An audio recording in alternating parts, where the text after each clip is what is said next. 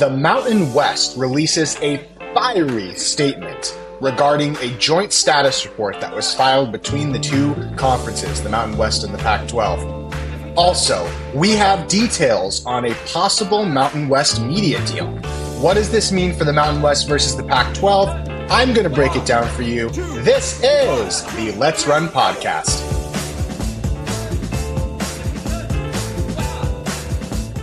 Folks, thank you so much for checking out the show today. It's good to be back post-bar. The first episode post-bar of the Conference Realignment series went up yesterday. I covered Oregon State. A lot of fun commentary and feedback on that episode, most specifically regarding Trent Bray and the current trajectory of the Oregon State football program. Again, I'm an outsider when I do this Conference Realignment series, so I appreciate your feedback, your pushback. Please do subscribe to the channel to keep seeing the Conference Realignment series and updates and commentary on all things college football. Thanks so much for checking out the video today. Please make sure you're please like the video, and please make sure that you're subscribed to the channel so that we can keep talking together, because this channel is a conversation and I want to hear what you have to say. So please let me know your opinions / thoughts in the comments section. And also my email is in the description, so email me if you have any opinions or thoughts you want to share. If you want your team covered a certain way in terms of the Conference Realignment series, let me know. I'd love to talk about a team from a fan's perspective of that team. So last week, I believe this was on Thursday, the Mountain West released a statement. And I want to clarify what this statement was and what this statement wasn't, why it was made, and go over its contents. So let's share my screen here. And we're going to pull up the tweet by Mr. Ross Dellinger, who he seems to be the person that in terms of conference realignment breaks the big news. If you want to know kind of what's going on with conference realignment, Dellinger seems like the guy who's always going to break the story first.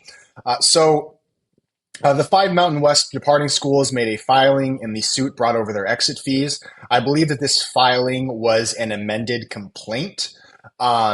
That basically means that, when the Mountain West 5 departing schools, Boise State, Utah State, Colorado State, San Diego State, and Fresno State, brought a lawsuit against the Mountain West, they amended their initial complaint, which is basically just it allows parties to add claims, to refine their legal arguments during the course of litigation.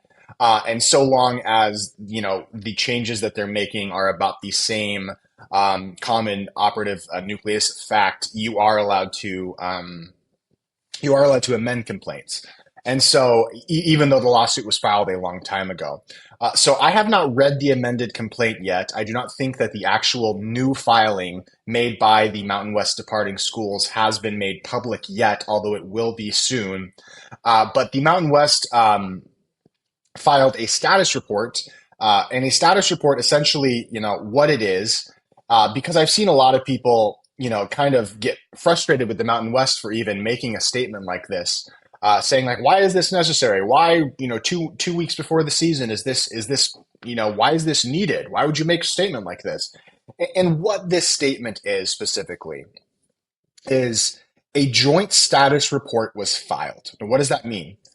Parties, once they're in litigation with each other, often have to update the courts regarding the status, and they have to do this officially. It's not just enough to say something publicly, like, to go on Twitter after failing to come to a joint resolution and mediation. It's not enough to go on Twitter and say, hey, we weren't able to come to an agreement. You have to physically tell the court in an official document the results of mediation. And so that's what this was. It was a status report, and these status reports work to expedite and make the courts more efficient in terms of how civil litigation is handled. So the Mountain West released this statement and says, as outlined in today's joint status report, which I did read, nothing big in there. All the joint status report said was that the parties were not able to reach a favorable outcome, an agreed upon outcome in mediation. The Mountain West and the departing institutions engaged in an additional mediation session earlier this month that did not result in resolution. The litigation centers on the obligation of these institutions to pay the exit fees clearly defined in the Mountain West Conference bylaws. Policies they not only helped develop and adopt, but also sought to enforce against San Diego State in the summer of 2023. It is therefore inconsistent and unjust for these same institutions to now attempt to evade their responsibilities. In fact, the departing schools have agreed to similar exit fee provisions as part of their membership in the Pac 12. The Mountain West is prepared to respond to whatever assertions may be included in the second amended complaint. That's the new filing that we were talking about earlier. We remain confident in our legal position, which we will vigorously defend. And so again, I saw a lot of people saying, "Why is the Mountain West making a statement like this? Why are we taking the spotlight and attention away from the student athletes?" And I totally agree. Why are San Diego State, Utah State, Colorado State, Boise State, Fresno State, why are those schools taking the attention off of the student athletes? Because those are the schools that are bringing the lawsuit. The Mountain West is not suing Colorado State, Boise State, Utah State, and I'm just going to say the departing five from here on out. The Mountain West is not suing the departing five to pay their exit fees. The departing five are suing the Mountain West to not have to pay their exit fees. The Mountain West is not the party that brought litigation in this case. It is the departing schools. And hey, I don't blame the departing schools for bringing litigation in this case. I think and I believe that honestly, if these schools had been left to their own devices, that a reasonable settlement and negotiation would have definitely, come out of this litigation, or I guess not litigation, but I believe that these schools on their own might have come to an agreement with the Mountain West about exit fees that they owe. Because they do owe exit fees. Nobody has ever, there have been arguments about whether or not poaching fees should be paid. However, the arguments from the Mountain West in their lawsuit against this conference are not we should pay less exit fees. They are we should not pay exit fees at all. Utah State is not saying we should, only pay a reduced amount of exit fees. They're saying we should be exempt from exit fees altogether. And I believe genuinely that ultimately the Mountain West, the Pac-12's position is kind of a unanimous position amongst all the schools and the conference itself. They have a joint legal strategy that all schools are abiding by and following. And the joint legal strategy is to essentially play it out in court, try and kind of bleed the Mountain West dry, maybe see if you can get a favorable judge that will rule in your favor. And I think that it's conference wide. They're essentially treating, and they're not the same case. The Mountain West and Pac-12, when they couldn't reach a resolution on poaching fees and poaching penalties, they released a statement about that because that's its own distinct and separate claim from the exit fees that are being disputed from the departing five schools. But the Pac-12 has a unanimous, has a singular, even though there are separate claims, legal strategy in this case. They're trying to fight the Mountain West. And the Mountain West has a similar strategy, I believe. Although I do think that the Mountain West would be willing to enter into a mediation agreement and settlement agreement where a certain percentage of the exit fees was paid, 60, 70%. I think the Mountain West, if these schools were willing to pay that, I think the Mountain West would probably take that. And I don't believe that these schools are in, and again, this is just an opinion. I do not believe that the departing schools have been offering 60 to 70% of their exit fee. They think they should be able to create the new Mountain West under the guise of the Pac-12 because that's what this new conference is. It's a new, sleeker, stronger version, of the old Mountain West. They think they should be able to do that without having to abide by the rules that they themselves have helped create when they were in the Mountain West. And another thing that I think is kind of ridiculous is that I totally get why people are frustrated with the Mountain West overall and the Mountain West legal strategy. But if you were in the same position, you would be trying to enforce the exit fees too. And again, it is not the Mountain West suing Utah State. It is Utah State suing the Mountain West. It is Boise State suing the Mountain West. This is not the Mountain West seeking out litigation. This is the Mountain West saying, hey, this is the contract. Here's what you signed. And maybe we'll settle down exit fees. That's probably true. I think, again, I personally believe that the Mountain West at this point seems more willing to settle than the Pac-12, simply because the Pac-12 does seem to have a united legal position across both of the lawsuits or both of the claims in the lawsuit. But this is not the Mountain West doing. This is your doing. This is your doing, Boise State, by being a part of the conference and having amended bylaws that you, as a member of the conference, agreed to, even if you didn't technically vote for them. I'm not sure if Boise State voted to amend the bylaws or not, but as per virtue of being a member of a conference that made an agreement that passed resolution, you are subject to those agreements. And so, if in the new Pac-12, Oregon State and Boise State or Oregon State and Washington State leave that conference, and Oregon State and Washington State owe the conference by the rules that Oregon State and Washington State helped create. Say Oregon State and Washington State leave the conference in 2029, and they owe the conference $50 million. I don't know exactly what they would owe the conference. And Teresa Gould, who I'm sure would do something similar, promises, because when those schools left the AAC to join the Big 12, that money that was paid out from those exit fees from schools like SMU and Houston, that money was paid out to the schools that remained in the AAC. That is just standard practice. If you were in the Pac-12 and Boise State and Oregon State left in 2028 and you were Boise State or San Diego State or Utah State, you'd be seeking to enforce the exit fees as well. And so, the only reason the Mountain West made that statement was because a new action was made in the case. A new filing was done, a joint status report. And again, the Pac-12 is about to make a statement too with their amended complaint.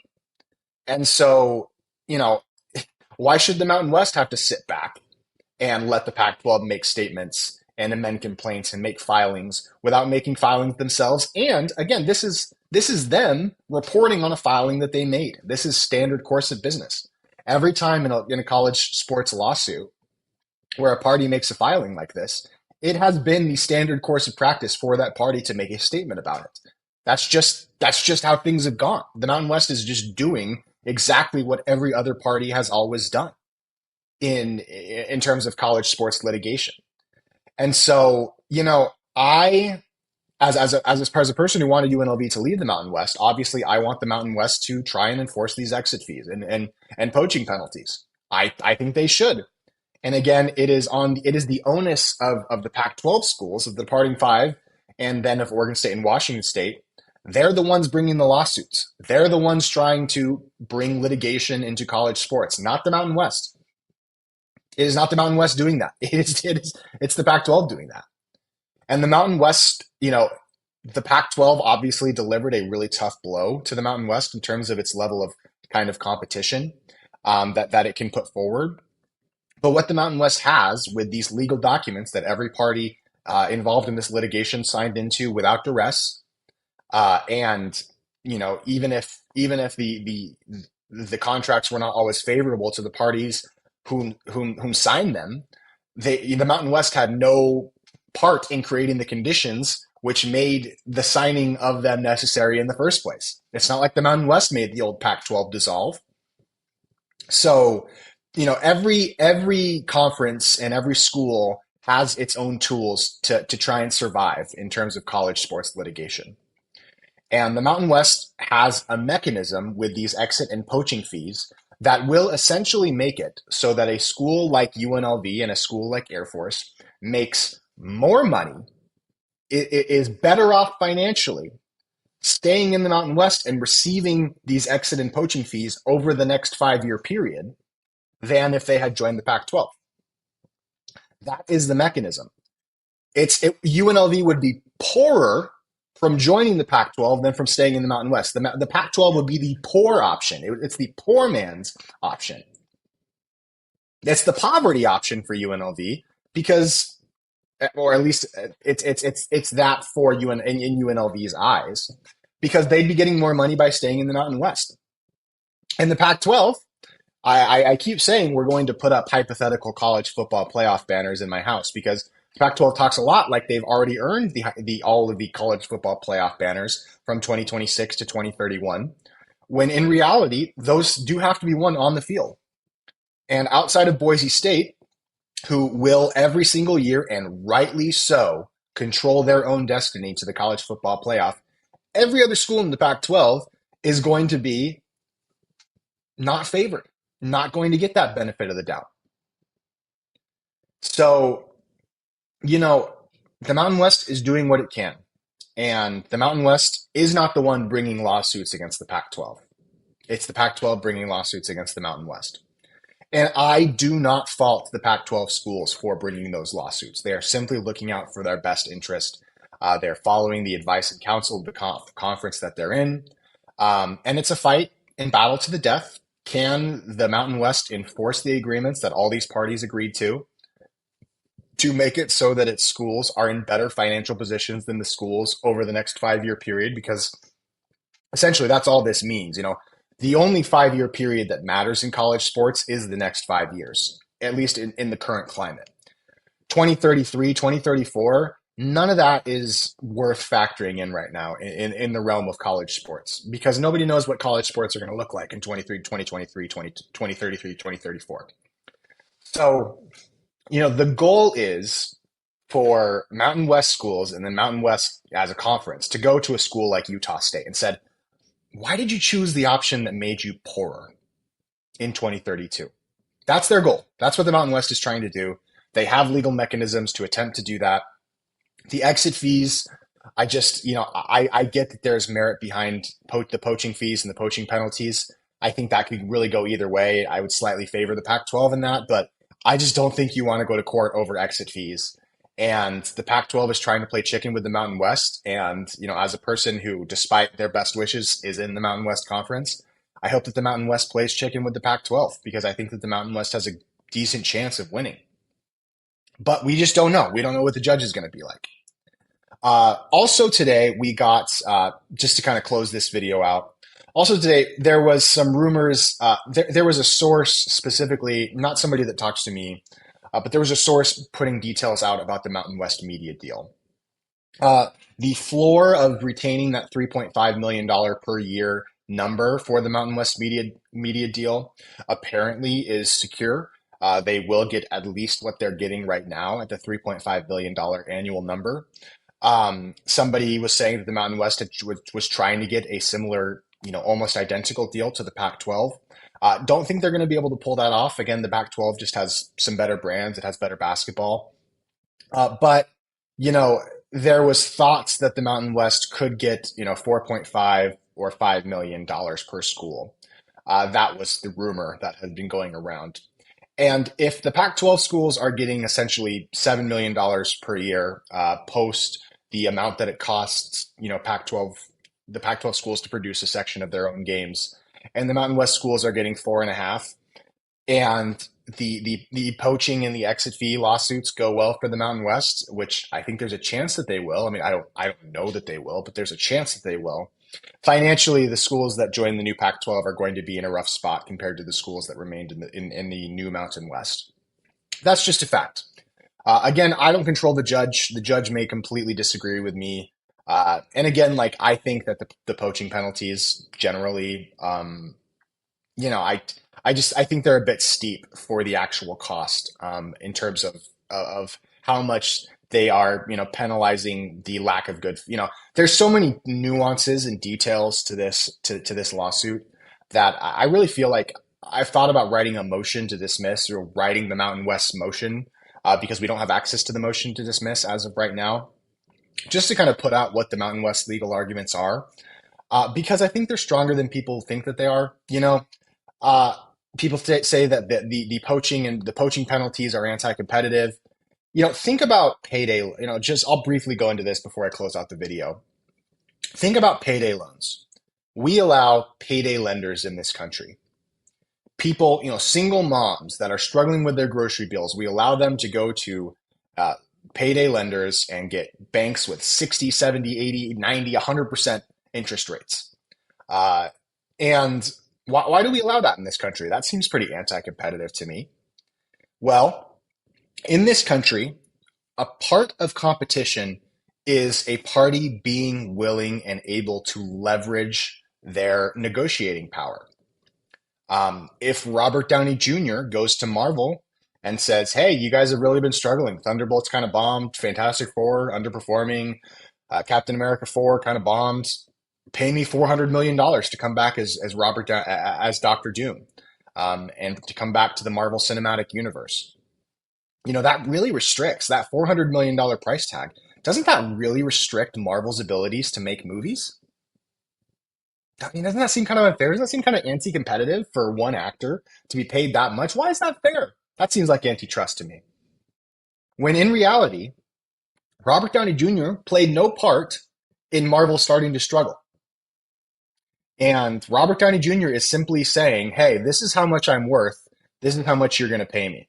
And Marvel had no choice but to agree to it. I mean, if they wanted to survive, because Marvel's struggling a little bit right now. And similarly, the Mountain West played no part in putting Oregon State and Washington State in the predicament that they were in. It's not like Boise State did anything to USC and UCLA to make them bolt for the Big Ten. It seems really anti-competitive and antitrust to strike down a party's leveraging power that they rightfully had in the negotiating table. Now, it's not the Pac-12's fault either, but that's not the Mountain West's fault. The Pac-12 didn't have to sign that agreement. And if you're saying that they did, I just disagree. Would it have been really difficult for them not to sign it? Of course it would have. But could they have survived? Could they have found a way to put forth a schedule and another conference to join? Sure. The issue is they signed the contract saying, oh, well, we'll challenge those fees later on in court. They signed the contract saying that to themselves. If we'll challenge those fees. When in reality, in contract law, every party that enters into a contract has an obligation, a legal obligation to enter into that contract with good faith and fair dealing. And so if the Pac-12 enters into a contract without good faith and fair dealing, then they're already breaching the terms of that contract. And the Mountain West put those poaching penalties in there, foreseeing that there could be a chance that the Pac-12 would enter into a contract without good faith and fair dealing as a legal mechanism to protect itself. The Mountain West has every right as a conference and as a legal entity to protect itself. And so, there are antitrust arguments against enforcing poaching penalties, but I just think that people aren't really doing a good job on the Mountain West side explaining the Mountain West's legal position. And on the Pac-12 side, not that they would listen to Mountain West people anyway, but they're just ignoring what those possible legal positions could be. Anyway, that's all for today, guys. Wanted to get a little update video on this. A little spicier myself today.